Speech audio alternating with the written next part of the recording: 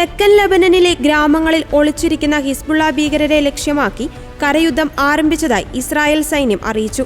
ഇസ്രായേലുമായി അതിർത്തി പങ്കിടുന്ന ഗ്രാമങ്ങളിൽ ഹിസ്ബുള്ളയെ ലക്ഷ്യമാക്കി ഇന്ന് പുലർച്ചെയാണ് സൈന്യം വ്യോമാക്രമണങ്ങളുടെയും പീരങ്കികളുടെയും പിന്തുണയോടെയുള്ള ആക്രമണം ആരംഭിച്ചത്. ഹിസ്ബുള്ളയെ ലക്ഷ്യം വെച്ചുള്ള തിരച്ചിലുകളാണ് ആക്രമണത്തിലൂടെ ലക്ഷ്യം വെക്കുന്നതെന്നും നെതന്യാഹു പറഞ്ഞു. ഈ മാസം യുദ്ധം രൂക്ഷമായതിനെ തുടർന്ന് 1,00,000-ലധികം ആളുകൾ ലെബനനിൽ നിന്ന് സിറിയയിലേക്ക് പലായനം ചെയ്തിരുന്നു. ലെബനനിൽ കരയുദ്ധത്തിന് തുനിഞ്ഞാൽ തിരിച്ചടിക്കുവാൻ പൂർണ്ണ സജ്ജരാണെന്ന് ഹിസ്ബുള്ളയുടെ ഉപമേധാവി നയീം ഖാസിം പ്രസ്താവിച്ചതിന് തൊട്ടു പിന്നാലെയാണ് ഇസ്രായേൽ കരയുദ്ധം തുടങ്ങിയത്. കരയുദ്ധത്തിന് മുന്നോടിയായി ഇസ്രായേൽ കരുതൽ സേനാംഗങ്ങളെ തിരിച്ചു വിളിക്കുകയും കൂടുതൽ സൈനികരെയും കവചിത വാഹനങ്ങളും ലെബനൻ അതിർത്തിയിലെത്തിക്കുകയും ചെയ്തിരുന്നു.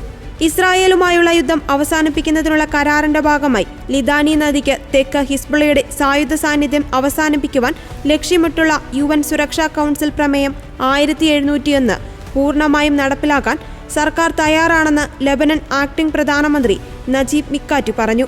എന്നാൽ ഇസ്രായേൽ നിലനിൽപ്പിന് വേണ്ടിയുള്ള യുദ്ധത്തിലാണെന്നും ഞങ്ങൾ കൈകോർത്ത് ശത്രുക്കളെ പരാജയപ്പെടുത്തുമെന്നും ബെഞ്ചമിൻ നെതന്യാഹു പ്രതികരിച്ചു.